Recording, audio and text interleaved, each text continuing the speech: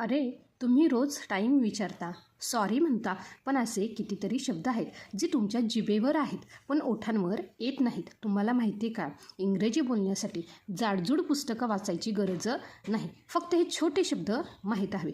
चला तर विद्यार्थी मित्रांनो, आजचा हा व्हिडिओ पहा आणि इंग्रजीची भीती कायमची घालवा. नमस्कार विद्यार्थी मित्रांनो, मी आहे तुमची मराठी लेक्चरवाली. तर पालकांनो आणि विद्यार्थी मित्रांनो, आज आपण असे 10 शब्द पाहणार आहोत जे तुम्ही रोज वापरता, फक्त आता ते इंग्रजी डिक्शनरीमधून बाहेर काढून वाक्यात वापरायचे आहेत. चला तर मग सुरुवात करूया.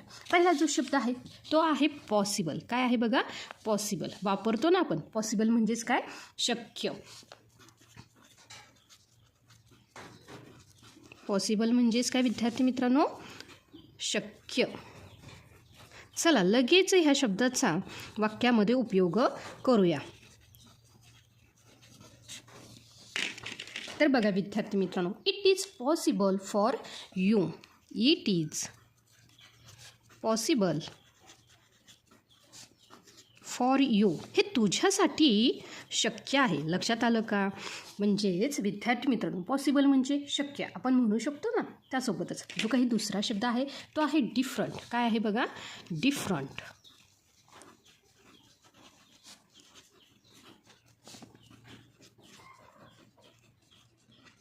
डिफरंट म्हणजेच काय, वेगळे किंवा निराळे. वेगळे किंवा निराळे. चला याही शब्दाचा वाक्यामध्ये उपयोग करूया. This dress is very different. काय आहे बघा, this dress is very different. Very different म्हणजेच काय विद्यार्थी मित्रांनो, हा पोशाख किंवा हा ड्रेस खूप वेगळा आहे. त्यासोबतच आता जो काही तिसरा शब्द आहे तो आहे टुगेदर. काय आहे बघा, टुगेदर.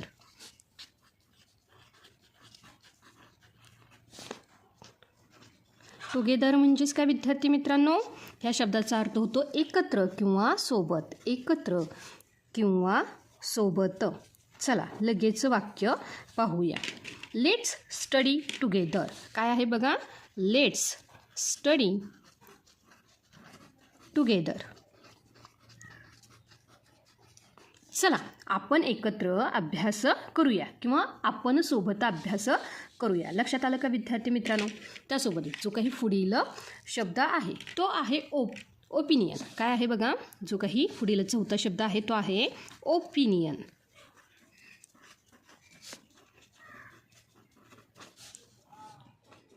ओपिनियन म्हणजेच काय, मत. What is your opinion.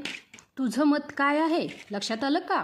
म्हणजे आपण जे मराठीमध्ये वाक्य वापरतो, तुझं मत काय सांग ना ह्याबद्दल, तेव्हा आपण हा इंग्रजी सेंटेन्स नक्की वापरू शकतो.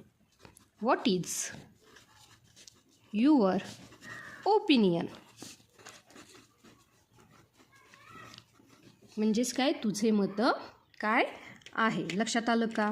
त्यासोबतच जे काही पाचवा वाक्य आहे ते आहे यूजफुल. काय आहे बघा, यूजफुल. यूजफुल म्हणजेच काय, उपयोगी किंवा फायदेशीर. यूजफुल, उपयोगी किंवा फायदेशीर.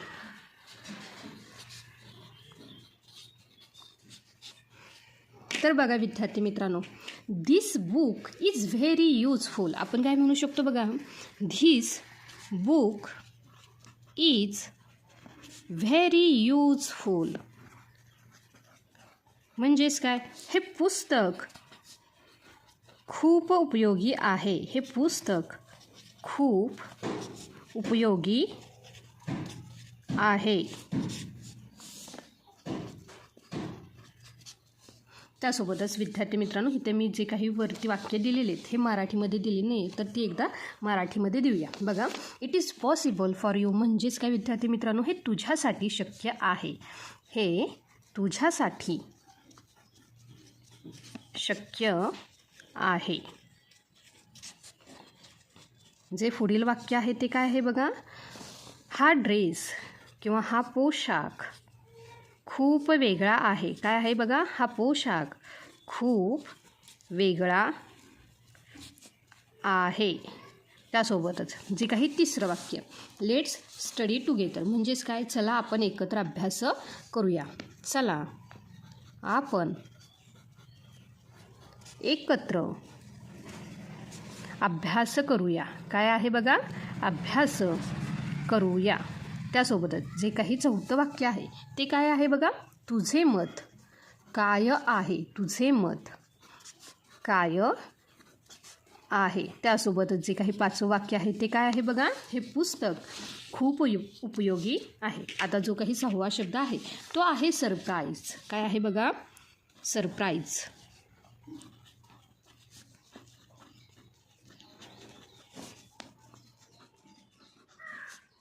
सरप्राईज म्हणजेच काय विद्यार्थी मित्रांनो, आश्चर्य किंवा नवल.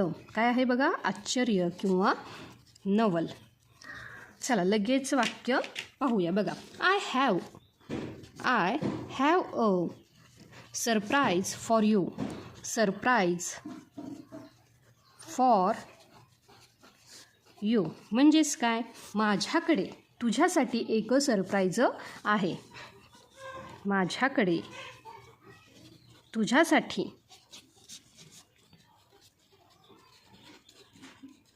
एक सरप्राईज आहे. म्हणजेच काय, आश्चर्य आहे. एक सरप्राईज आहे. लक्षात आलं का. आता जो काही पुढील शब्द आहे तो आहे प्रॉमिस. काय आहे बघा, प्रॉमिस. प्रॉमिस म्हणजेच काय, वचन देणे किंवा शब्द देणे. प्रॉमिस म्हणजेच काय, वचन देणे किंवा शब्द देणे. चला लगेच वाक्यामध्ये उपयोग पाहूया बघा. I promise to come early. I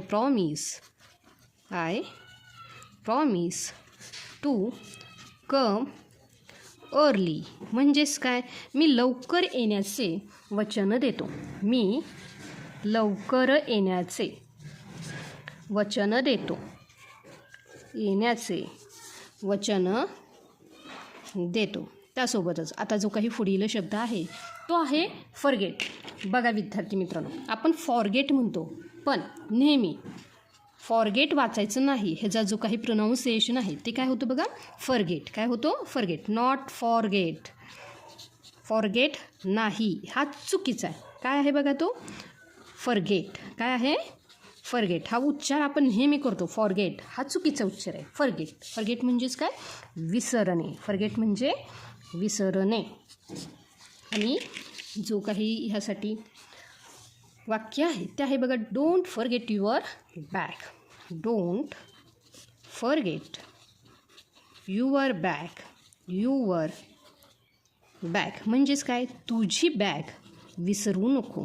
तुझी बॅग विसरू नको. त्यासोबतच जे काही पुढील शब्द आहे तो आहे चेंज. काय आहे बघा, पुढील शब्द आहे चेंज. चेंज म्हणजेच काय, बदल किंवा बदलणे. चेंज म्हणजेच काय, बदल किंवा बदलणे. बदल किंवा बदलणे. चला लगेच वाक्य पाहूया बघा. You need to change your habits. You need to change your habits. Change your habits म्हणजेच काय मित्रांनो, तुला तुझ्या सवयी बदलण्याची गरज आहे. तुझ्या सवयी बदलण्याची गरज आहे. गरज आहे. त्यासोबतच जो काही पुढील शब्द आहे तो आहे बिलीव. काय आहे, बिलीव. बिलीव म्हणजे काय, विश्वास ठेवणे. काय आहे बघा, बिलीव. बिलीव म्हणजेच काय विद्यार्थी मित्रांनो, विश्वास ठेवणे. विश्वास ठेवणे. आणि ह्यासाठी वाक्य बघा, believe in your self. Believe in your self म्हणजेच काय, स्वतःवर विश्वास ठेवा. काय आहे बघा, स्वतःवर विश्वास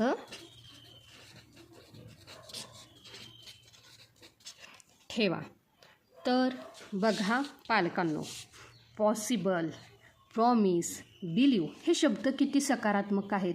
मुलांशी बोलताना म्हणा की मला तुझ्यावर बिलीव आहे किंवा हे काम करणं पॉसिबल आहे. जेव्हा तुम्ही असे शब्द वापरता तेव्हा मुलांचा आत्मविश्वास दुणावतो आणि त्यांना इंग्रजी ही आपलीच भाषा वाटू लागली. कसे वाटले हे आजचे 10 शब्द? यातील कोणता शब्द तुम्हाला सर्वात सोपा वाटला कमेंटमध्ये नक्की सांगा. आणि जर तुम्ही व्होकॅब्लरी स्पेशलचे भाग पाहिले नसतील तर मराठी लेक्चरवाली चॅनेलवर एकदा नक्की भेट द्या. अशाच मजेशीर शिक्षणासाठी आपल्या चॅनेलला सबस्क्राईब करा आणि व्हिडिओ आवडला असेल तर लाईक करा आणि शेअर करा. भेटूया पुढच्या भागात. तोपर्यंत हसत राहा आणि इंग्रजी बोलत राहा.